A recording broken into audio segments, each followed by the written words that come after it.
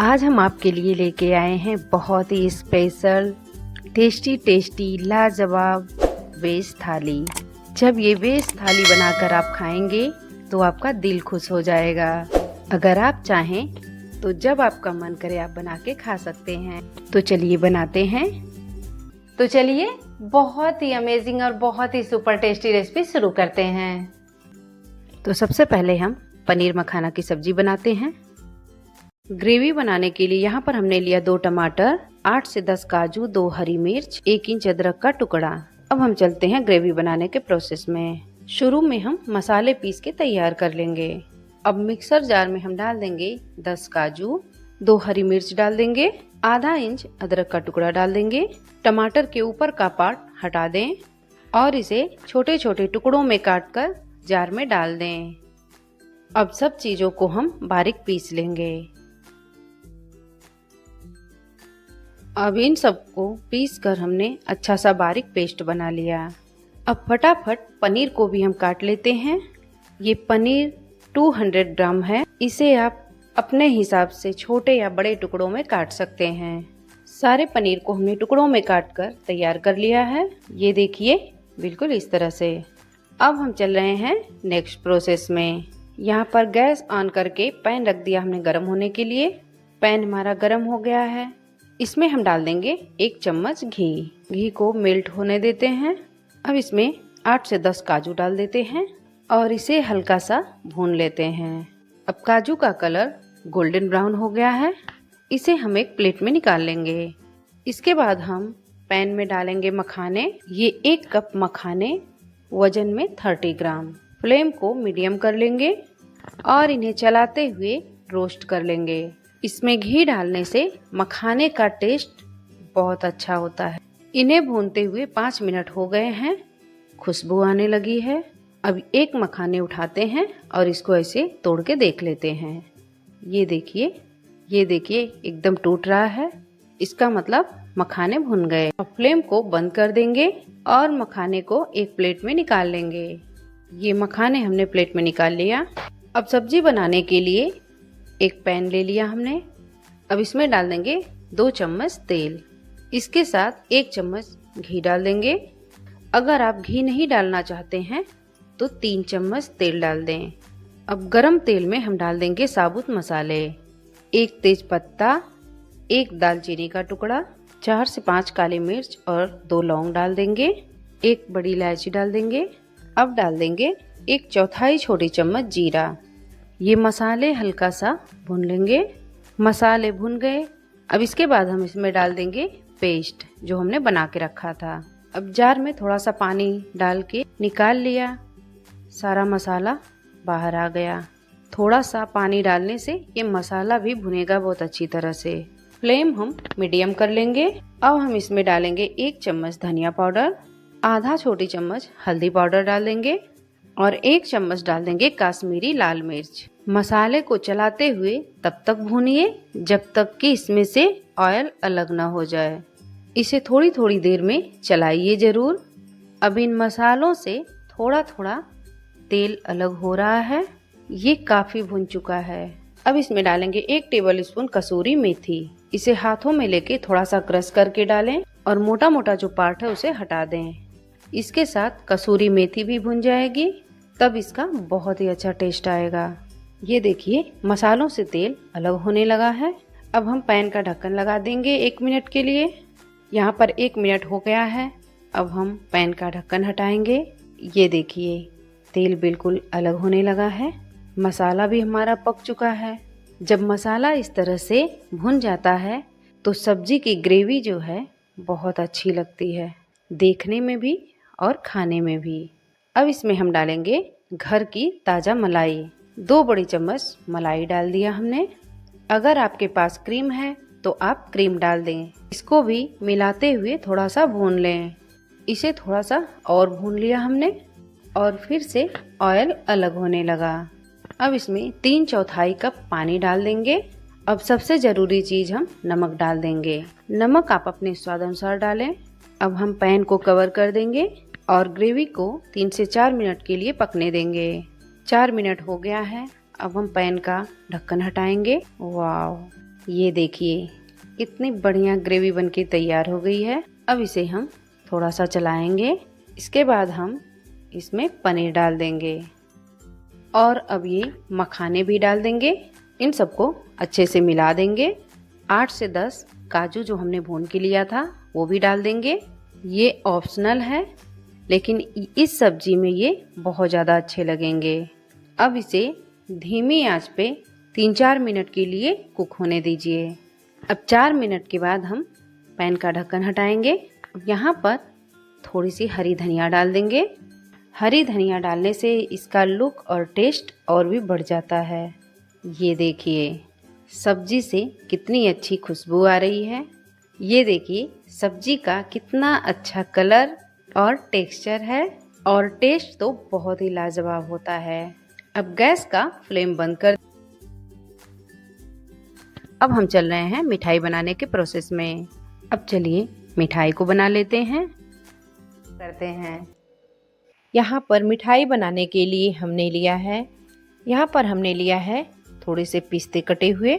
ये हमने लिया है पिसी चीनी। 3/4 कप लिया है हमने मिल्क पाउडर। 1 कप हमने लिया है डेसिकेटेड कोकोनट। ये हमने लिया 15 से 20 काजू और 15 से 20 बादाम। ये हमने फिलिंग के लिए लिया है। इसके बदले आप कुछ और फिलिंग डाल सकते हैं। तो अब चलते हैं नेक्स्ट प्रोसेस में। अब यहाँ पर बाउल में हम लेंगे डेसिकेटेड नारियल, मतलब नारियल का बुरादा। अब इसमें डालेंगे मिल्क पाउडर। इसके साथ डालेंगे पिसी हुई चीनी। अब इसमें हम डालेंगे दूध। अब इसमें हम थोड़ा थोड़ा दूध डालेंगे और इसे मिलाते हुए एक अच्छा सा डो तैयार करेंगे। दूध हम बहुत ध्यान से डालेंगे क्योंकि जब पिसी चीनी डालते हैं ना तो वो इसको सॉफ्ट कर देता है। और दूध भी ठंडा डालें। हमें इसी तरह से मिक्स करते हुए इसका डो बना लेना है। अब यहाँ पर डो हमारा बनके तैयार हो गया है। हो गई ना मिनटों में तैयार। तो अब हम चल रहे हैं स्टफिंग की तैयारी करने के लिए। अब यहाँ पर हम मिक्सर जार में बादाम डाल देंगे और इसके साथ काजू डाल देंगे और साथ में थोड़े से पिस्ता डाल देंगे। अब इन सबको एक साथ हम ग्राइंड कर लेंगे। अब ये देखिए यहाँ पर हमने इसको पीस लिया है। ये मिक्सर थोड़ा सा दरदरा ही रहना चाहिए, एकदम पाउडर नहीं बनाना है। ये हमारा पाउडर बनके तैयार हो गया। अब हम इसे एक बाउल में निकाल लेंगे। यहाँ पर हमने सारे मिक्स को निकाल लिया। ये देखिए बिल्कुल इस तरह से आपको तैयार करना है। अब हम इसमें डाल देंगे थोड़ा सा केसर जो हमने पहले से भिगा के रखा था। अब ये जो मिश्रण है इसमें से हम थोड़ा सा मिश्रण इसमें डाल देंगे। इससे क्या है कि इसमें बाइंडिंग मिलेगी। बस थोड़ा सा ही डालना है। इसके बाद हम थोड़ा सा दूध डालेंगे 2 चम्मच के करीब और इसका एक डो बना लेंगे। अगर आप इसे बनाना चाहें तो आप सेम डे बना सकते हैं। इसमें बहुत ज़्यादा कुछ काम नहीं है। बस ध्यान देना है कि इसे बहुत ज़्यादा गीला नहीं करना है। ड्राई भी नहीं होनी चाहिए और गीली भी नहीं होनी चाहिए। ये हमारा डो बनके तैयार हो गया है। अब हम लगाएंगे हाथों में थोड़ा सा घी जिससे हाथ चिकने हो जाएं। तो यहाँ पर हमने हाथों में घी लगा लिया है। यहाँ पर थोड़ा थोड़ा मिश्रण लेना है और छोटे छोटे बॉल्स बनाना है। इस वीडियो को आप आखिरी तक देखिए क्योंकि लास्ट में हम आपको एक बहुत अच्छी सरप्राइज देने वाले हैं। एक नया सा शेप देने वाली हूँ जो कि बहुत अट्रैक्ट करेगा। ये देखिए हमको इस तरह से छोटे छोटे पेड़े बनाना है। यहाँ पर 7 पेड़े हमने बना के रख लिया है और अब हाथ साफ करके ही आपको वाइट डो उठाना है, नहीं तो ये भी पीला हो जाएगा। अब इसके भी हमें 7 बॉल्स बनाने हैं। इस बॉल से थोड़े बड़े बड़े। हमें ये बॉल्स उतने बनाने हैं जितने की हमारी फीलिंग है। एक और बात, नए साल की तो हमने आपकी फटाफट तैयारी करवा दी है और आपने क्या तैयारी की है ये जरूर बताइएगा। अब ये बड़े वाले बॉल्स लेना है और इसे हाथों से ऐसे दबाना है। जैसे बाजार में मिलती है ना काजू की कचौड़ी, बिल्कुल उसी तरह से बनाना है। अब ये जो बॉल्स रखे हैं इसको इसके ऊपर रख के इसे वाइट वाले बॉल से इसे बंद कर देना है, बिल्कुल इस तरह से। आप इसे स्टफ पेड़ा कर सकते हैं, काजू की कचौड़ी कर सकते हैं क्योंकि हमने ड्राई फ्रूट यूज किया है। लेकिन अंदर यूज किया है, बाहर वाली कोटिंग में नहीं किया। ये वाला मिश्रण अगर गीला होता तो आपकी मिठाई नहीं बन पाती। तो इस बात का ध्यान रखना है आपको कि मिश्रण ज़्यादा गीला ना हो। ये देखिए, बिल्कुल इस तरह से बनाना है आपको। इसको आप पेड़े का शेप दे दीजिए या कचौड़ी का। एक्चुअली ये टिक्की टाइप लग रहा है, लेकिन बहुत ही अच्छा लग रहा है ये शेप। इसी तरह से सारी मिठाइयों को शेप देते जाइए। अभी तक हमने कोई मोल्ड यूज नहीं किया है, तो आप इसे हाथों से ऐसे बना डालिए। ये मिठाई बहुत ही टेस्टी और बहुत ही अमेजिंग बनती है। अब यहाँ पर सारी मिठाइयों को हमने बना लिया। अब हम चल रहे हैं इसे डेकोरेट करने के प्रोसेस में। अब हम यहाँ पे लेंगे वर्क, इसे चांदी का वर्क भी कहा जाता है। अब इसके ऊपर ये बॉल्स रखेंगे और चारों तरफ से इसे ऐसे मोड़ देंगे। अब ये हाथों में भी नहीं लगेगा और मिठाई के ऊपर अच्छे से कोट हो जाएगा। आप इसी तरह से वर्क लगाइए। वर्क लगाने का भी एक तरीका होता है। पेपर पर आप बिल्कुल हाथ ना लगाएं, इसी तरह से वर्क लगा दें। ये देखिए, वाह, एक मिठाई हमारी तैयार हो गई। अब इसी तरह हम सारी मिठाई के ऊपर वर्क लगा देंगे। ये देखिए, सारी मिठाई हमने बना के तैयार कर दिया है। अब ये थोड़ा सा डो हमने बचा के रखा था, इसे ऐसे इस कप में ऐसे डालेंगे और इसे एक अच्छा सा शेप देंगे। इसके अंदर डो डालने से पहले थोड़ा सा घी लगा लें, तब ये अच्छे से निकल जाएगा। अब इसे हम क्या करेंगे, ऐसे पलट देंगे। ये देखिए, वाव, है ना बिल्कुल अलग शेप। इसके ऊपर हम वर्क नहीं लगाएंगे। अब इसे आप इस तरीके से कट कीजिए। ये देखिए, अंदर से फिलिंग दिख रही है। अब आप इसके ऊपर डेकोरेट कीजिए। अब हम सारे बॉल्स को इस तरह से कट कर देंगे और प्लेट में सजा देंगे। अब सबसे पहले हम केसर लगाएंगे, जो हमने पहले से भिगा के रखा था। अब केसर का ये जो पानी है हम इसके ऊपर लगा देंगे। अब ये पिस्ते की कतरन हम इसके ऊपर डालेंगे। पिस्ता हमने बारीक बारीक काट लिया था पहले से। ये देखिए, बिल्कुल इस तरह से मिठाई के ऊपर हम पिस्ता की कतरन रख देंगे। अब इसके ऊपर लगाएंगे ये गुलाब के फूल, जो हमने छोटे छोटे टुकड़ों में काट लिया था। सब पीसेस के ऊपर हम रख देंगे ये गुलाब का फूल। ये देखिए, वाव, बहुत ही टेस्टी, बहुत ही अमेजिंग, यम्मी यम्मी मिठाई बनके तैयार हो गई है। ऐसा लग रहा है कि जैसे 1000 रुपए किलो वाली मिठाई आप मार्केट से लेके आए हैं। ये हमारे अब साबूदाना की खीर बना लेते हैं। गैस ऑन करके हम कढ़ाई रख दिए। कढ़ाई गर्म हो गया। अब इसमें 2 टेबल स्पून घी डालेंगे। अब इसको हम ब्रश की सहायता से सारी कढ़ाई में ग्रीस करेंगे। अगर आपकी कढ़ाई नॉन स्टिक नहीं है तो नॉन स्टिक जैसे हो जाएगी। इसको ग्रीस करने से साबूदाना चिपकेगा नहीं। अब ये हमारी कढ़ाई ग्रीस हो चुकी है।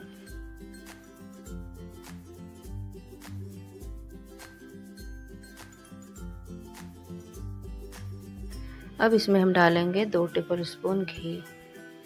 घी से क्या होता है ना कि साबूदाना की खीर जो है नीचे चिपकती नहीं है और बहुत ही परफेक्ट बनती है।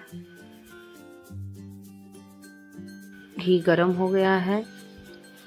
अब हम इसमें डालेंगे दूध, जो कि पहले से उबला हुआ है। अब इसको हम हाई फ्लेम पे करके थोड़ा उबाल आने तक पकाएंगे।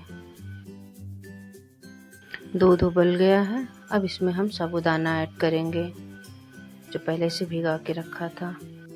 इसको मिक्स करके पकाएंगे और इसको उबलने देंगे।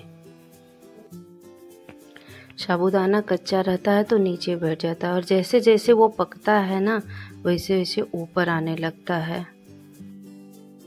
ये जब पक जाएगा तो ऊपर आ जाएगा और फूल जाएगा और ट्रांसपेरेंट हो जाएगा। ये जब फूल जाएगा और ऊपर आ जाएगा तो आपको पता चल जाएगा कि परफेक्टली आपका साबूदाना हो गया है। इसको 2 से 3 मिनट तक गाढ़ा होने तक पकने देंगे। मैं इस तरह से बना रही हूँ कि ईज़िली आप भी अपने घर में बना सकें। अब इसको हम साइड में लो फ्लेम पे करके रख दे रहे हैं, जो कि ये थोड़ा सा और गाढ़ा हो जाए, 2 से 3 मिनट और पक जाए। तब तक हम ड्राई फ्रूट को फ्राई कर लेते हैं। पैन गरम हो गया है लो फ्लेम पे। अब इसमें हम डालेंगे 2 टेबल स्पून घी।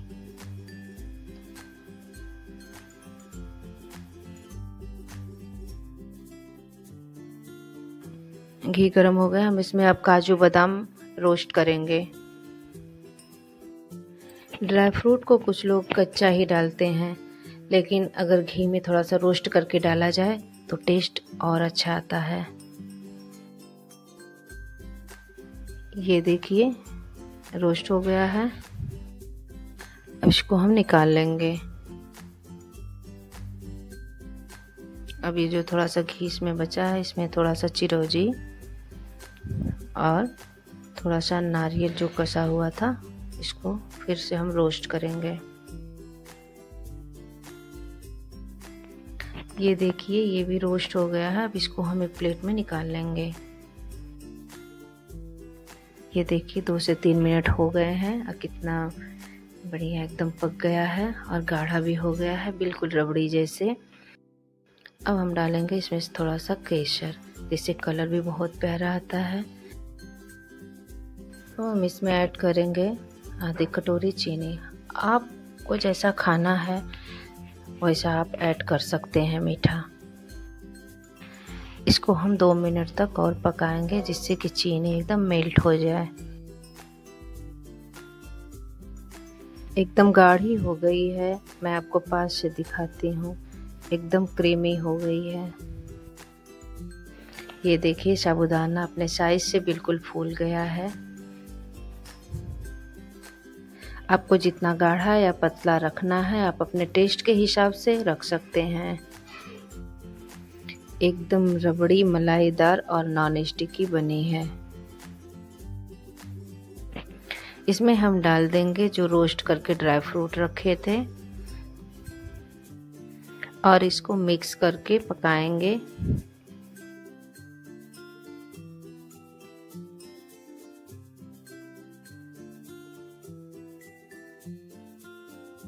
जो साइड से मलाई आ रही है उसको उसमें मिलाते जाइए।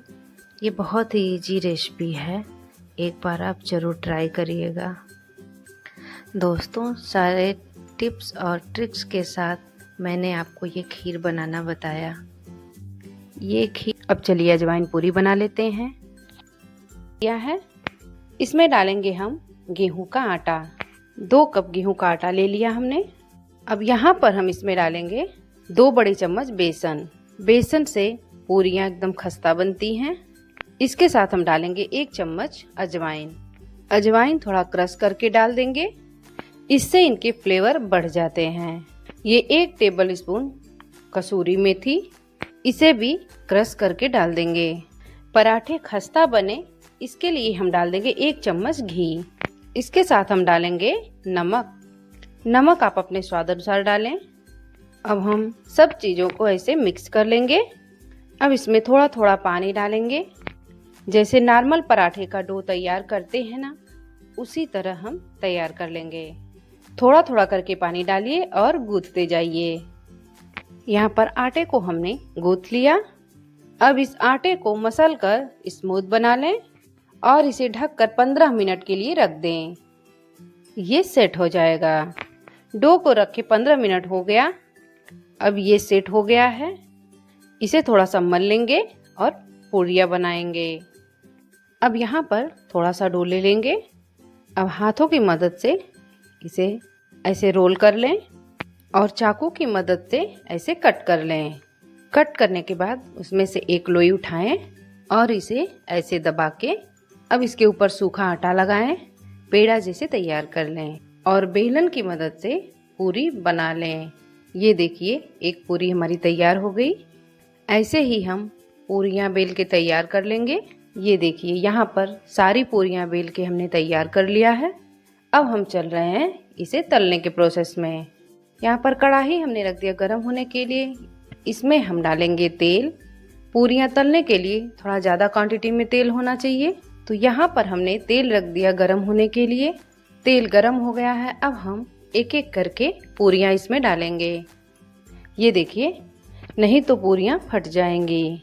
ये देखिए, वाह कितनी बढ़िया फूल के तैयार हुई है पूरी। बिल्कुल इस तरह से बनाना है। अब हम दूसरी पूरी इसमें डाल दे रहे हैं। ये देखिए, दोनों पूरियां हमारी फूल गई है। ये देखिए, 3 पूरियां हमने डाला था और तीनों पूरी एकदम फूल के तैयार हो गई है। अब इन पूरियों को हम गोल्डन ब्राउन होने तक तल लेंगे। ये देखिए, पूरी हमारी बहुत बढ़िया फूली फूली एकदम तैयार हो गई है। अब हम इसे एक प्लेट में निकाल लेंगे। ये देखिए, यहाँ पर हमारी अजवाइन पूरी बनके तैयार हो गई है। सारी पूरियों को तल लिया हमने। अब हम चल रहे हैं सर्व करने के प्रोसेस में। आप इसे सब्जी, चटनी या फिर रायता किसी के भी साथ एंजॉय कर सकते हैं। ये सबके साथ परफेक्ट। अब ये कॉर्न पराठा बना लेंगे। अब इसमें डालेंगे 4 चम्मच बेसन। इससे पराठे बहुत ही खस्ता बनेंगे। 1/4 छोटी चम्मच अजवाइन थोड़ा सा क्रश करके डालिए। अजवाइन डालने से इसका फ्लेवर और भी बढ़ जाएगा। और ये 1 टेबल स्पून कसूरी मेथी, इसे भी क्रश करके डाल देंगे। पराठे खस्ता बने इसके लिए हम डाल देंगे 1 चम्मच घी। अगर आप ऑयल डालना चाहें तो आप ऑयल डाल सकते हैं। 1/3 छोटी चम्मच नमक या स्वादानुसार डाल दें। अब इन सब चीज़ों को अच्छे से मिला दें। जैसे नॉर्मल पराठे के लिए डो बनाते हैं उसी तरह आप डो बना लीजिए। थोड़ा थोड़ा पानी डालिए और गूंथते जाइए। आधा कप पानी लगा और ये डो भी बन गया। इसे मसल कर स्मूथ बना लें और इसे ढककर 15 मिनट के लिए रख दें। ये सेट हो जाएगा। तब तक हम स्टफिंग बना लेते हैं। यहाँ पर एक स्वीट कॉर्न लिया हमने। आप इसे ऐसे काट लें। दाने भी मिलते हैं, आप चाहे तो दाने यूज कर सकते हैं और फ्रोजन दाने आते हैं वो भी ले सकते हैं। और इस तरह से लेंगे तो इजीली कट जाएगा। बहुत सॉफ्ट होता है ये। मोटा नहीं काट रहे हैं। आधा दाना पहले निकाल लिया, फिर और आधा फिर से निकाल लेंगे। जितना हमें कॉर्न चाहिए हम उतना ले लेंगे। इस तरह से काटने पर जो नीचे रेशे रहते हैं वो इसमें नहीं आते हैं। हमें सॉफ्ट सॉफ्ट स्वीट कॉर्न के दाने मिलते हैं। लगभग 3/4 कप दाने निकल गए। अब इस पार्ट को आप अलग रख दीजिए। अब कढ़ाई में डाल दीजिए 2 छोटे चम्मच ऑयल। तेल को गर्म होने दीजिए। अब इसमें डाल दीजिए 1/4 छोटा चम्मच जीरा, 1 छोटी चम्मच ग्रेटेड अदरक, आधी छोटी चम्मच बारीक कटी हुई हरी मिर्च। अब इसे भून लें। जब ये हल्का सा भुन जाएगा तो इसमें हम कॉर्न डाल देंगे और इन्हें अच्छे से मिला दीजिए। अब इसमें डालेंगे थोड़े से और मसाले। अब इसमें डालेंगे आधी छोटी चम्मच धनिया पाउडर, 1/4 छोटी चम्मच हल्दी पाउडर, आधा छोटी चम्मच लाल मिर्च पाउडर डाल दें, 1/3 छोटी चम्मच अमचूर पाउडर, 1/4 छोटी चम्मच गरम मसाला, 1/3 छोटी चम्मच नमक या स्वादानुसार। अब इन्हें मिलाते हुए कॉर्न को थोड़ा सा और भून लें। स्वीट कॉर्न बहुत ही सॉफ्ट होते हैं, ये बहुत जल्दी भुन जाते हैं। अब ये कुक हो गए। अब इसमें डाल दीजिए बारीक कटी 1/4 कप शिमला मिर्च। एक छोटी वाली शिमला मिर्च को बारीक काट लिया है। अब इसे भी शिमला मिर्च के साथ में थोड़ा सा भून लीजिए। अब ये दोनों चीज़ अच्छे से भुन गई है। ज़्यादा नरम नहीं करना है, हल्की क्रंची रहना चाहिए। अब गैस के फ्लेम को बंद कर दीजिए और इसमें अब हम डालेंगे पनीर। अब इसमें डालेंगे आधा कप ग्रेट किया हुआ पनीर। पनीर फ्लेम बंद करने के बाद ही डालिए, इसे थोड़ा सा भी भूनने की ज़रूरत नहीं है। 2-3 टेबल स्पून हरा धनिया डाल दीजिए। अब इन्हें अच्छी तरीके से मिला दीजिए। अब ये सारी चीज़ें अच्छे से मिल गई। स्टफिंग हमारी रेडी हो गई है। अब स्टफिंग को ठंडा होने देंगे। अब यहाँ पर डो को रखे हुए 20 मिनट हो गए हैं। ये सेट हो गया है। अब इसको थोड़ा सा और मल लीजिए। एकदम स्मूथ हो गया है। अब पराठे बनाते हैं। अब यहाँ पर चकला बेलन ले लीजिए। अब थोड़ा सा डो ले लीजिए। अब इसकी लोई बना लीजिए। इसे गोल करके पेड़ा जैसा बना लीजिए। अब इसे सूखे आटे में लपेटिए और पतला बेल लीजिए। चिपके तो फिर से सूखे आटे में लपेट लीजिए। बिल्कुल चपाती जैसा बेलना है। बीच में पतला, किनारे मोटे ऐसा नहीं होना चाहिए। बराबर से बेलिए, तब एक जैसा बेलेगा। ये देखिए चपाती जैसा हमने बेल। ये हमने जो स्टफिंग तैयार करके रखा था ये ठंडा हो गया है। अब इस चपाती के ऊपर हम थोड़े से स्टफिंग रख लेंगे। अब इसे तिकोने शेप में फैलाइए। गोल पराठे बनाते हैं तो स्टफिंग को भरते हैं उसमें, बाद में वो बेलते में थोड़ा फट जाता है। ये जो तिकोने पराठे बना रहे हैं ये बिल्कुल फटता नहीं है। अब इसे फोल्ड कर लीजिए। एक तरफ से फोल्ड कर लिया। अब इसके ऊपर थोड़ा सा पानी लगा दीजिए ताकि जो दूसरा फोल्ड डालेंगे तो वो अच्छे से चिपक जाएगा। यहाँ पर किनारे पर भी थोड़ा सा पानी लगा देंगे और अब स्टफिंग को पूरी तरह से बंद कर दीजिए। ये देखिए बढ़िया सा तिकोना शेप आ गया। इस तरह से आप बेल के बनाएंगे तो पराठे कभी नहीं फटेंगे और ना आपको कोई बेलने में दिक्कत आएगी। थोड़ा सा सूखा आटा लगाइए और इसे बेल लीजिए। ज़्यादा दबा के न बेलिए क्योंकि अब इसके अंदर स्टफिंग भरी हुई है। दबाव डालेंगे तो ये फट जाएगा। ये देखिए पराठा हमने बेल के तैयार कर लिया है। हम चलते हैं इसे सेकने के प्रोसेस में। इसे आप एक बेलिए और एक सेकिए, तब अच्छा रहेगा। अब तवा यहाँ पे गरम हो गया है। अब इस पे हम डालेंगे पराठे। नीचे से हल्का सा सिक जाए तब इसे पलट दीजिए, नहीं तो वो चिपकने लगता है। और अब दूसरी तरफ भी हल्का सा सिकने दीजिए। अब पहली साइड थोड़ा सा घी लगा दीजिए। अब इसे पलट दीजिए। इस तरफ भी थोड़ा सा घी लगा दीजिए। अब इसे पलट पलट कर गोल्डन चित्ती आने तक सेकिए। देखने से ही लग रहा है ये कितने ज़्यादा खस्ता हैं और टेस्टी भी हैं। ये देखिए पराठा एकदम अच्छे से सेक गया है। वाह, कितना बढ़िया लग रहा है देखने में। पराठा अच्छे से सिक गया है। इसे हम एक प्लेट में निकाल लेंगे। अब इसी तरह से हम सारे पराठे सेक लेंगे। ये देखिए सारे पराठे हमने बना लिया है। अब हम चल रहे हैं सर्व कर। अब आइए वेज थाली लगाते हैं। यहाँ पर एक थाली लेंगे और इसमें एक कटोरी रखेंगे। ये पनीर मखाना की सब्जी। अब इसके साथ दूसरी कटोरी रखेंगे। अब इसमें साबूदाना की खीर सर्व कर लेंगे। खीर में ऊपर से थोड़े से ड्राई फ्रूट गार्निश कर देंगे। अब ये रायता के बाद ये अजवाइन पूरी और ये लाजवाब टेस्टी टेस्टी कार्न पराठा और ये मिठाई और ये प्याज हमने रख दिया। अगर आप नहीं खाना चाहते हैं तो इसको स्किप कर दें। और ये पानी, क्योंकि जब आप खाना खाएंगे तो आपको पानी तो ज़रूर चाहिए। अब इसके साथ एक चम्मच रख दिया हमने। तो ये हमारी बहुत ही अमेजिंग टेस्टी थाली बनके तैयार है। जब आपका मन करे आप इसे बना के अपने पूरे परिवार के साथ एंजॉय कर सकते हैं। तो प्लीज़ एक बार मेरे कहने पर ये थाली आप बनाइए और अपने पूरे परिवार को खिलाइए। खाने और टेस्ट करने के बाद अगर आपको अच्छा लगे तो मेरे चैनल कुकिंग विद वंदना को लाइक करें, सब्सक्राइब करें और बेल आइकन को दबाना ना भूलें।